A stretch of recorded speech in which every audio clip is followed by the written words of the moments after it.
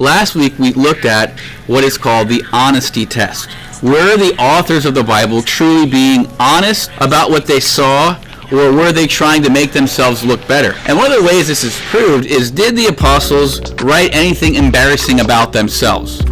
Or did they try to always make themselves look like the hero and just making themselves look good in how they wrote the scriptures? And when you look through it, we saw that there's a lot of embarrassing things, a lot of sin that they did, a lot of stupid things that they did. A lot of times they didn't have faith that were recorded in there. So they're simply recording what really happened. They weren't out to make themselves look good or to have some type of authority or power in the earth over the lives of other people. So they all passed the honesty test with flying colors. Let's keep going with that same video because I think it's really well put together. And here's another test that we're going to take. Now another question comes up. How do we know the Bible isn't like the telephone game?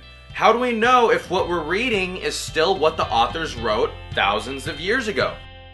This telephone test allows us to see if the documents have reached us accurately.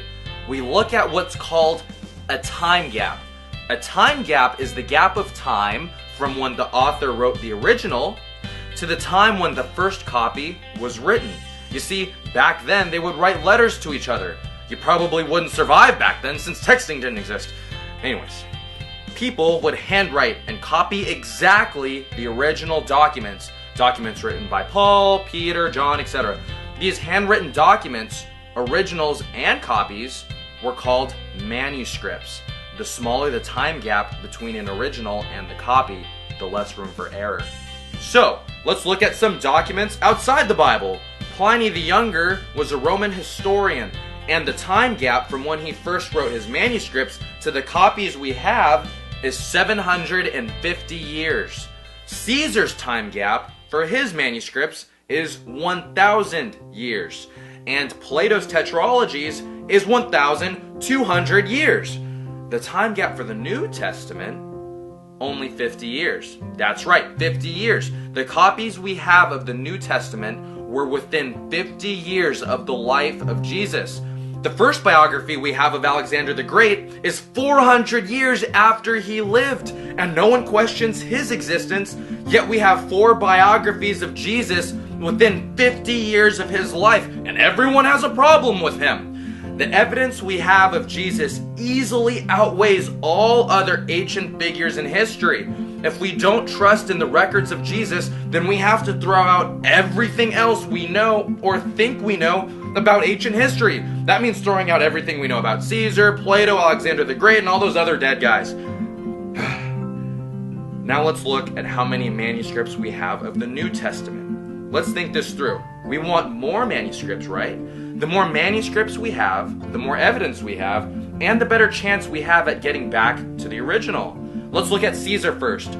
All that we know about Caesar, who was a contemporary of Jesus, is all written on 10 manuscripts. Now let's look at Plato's tetralogies. Everything written in 7 manuscripts. All that we know about Tacitus, one of the greatest Roman historians, in 20 manuscripts. Now let's look at the number of New Testament manuscripts. Let's guess how many. You're right! 24,633 manuscripts and counting. Look at you, so smart. Now guess which historical document has the next most manuscripts and how many copies there are. It's the Iliad by Homer and has about 643 manuscripts. It's a close second, trailing the New Testament by only 24,000. Notice my sarcasm. Everything we know about Caesar is in 10 manuscripts, and no one questions what he said or what he did. No one questions Plato or Tacitus, but for some reason a ton of people have everything against the Bible, yet it overwhelmingly has the most evidence and manuscripts supporting it.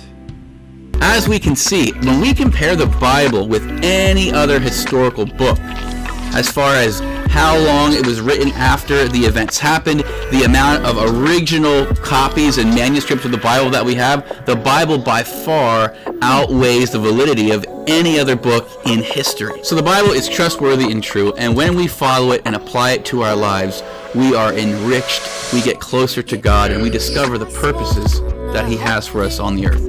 Have a great week, everybody. I look forward to seeing you in church next Sunday. Be blessed.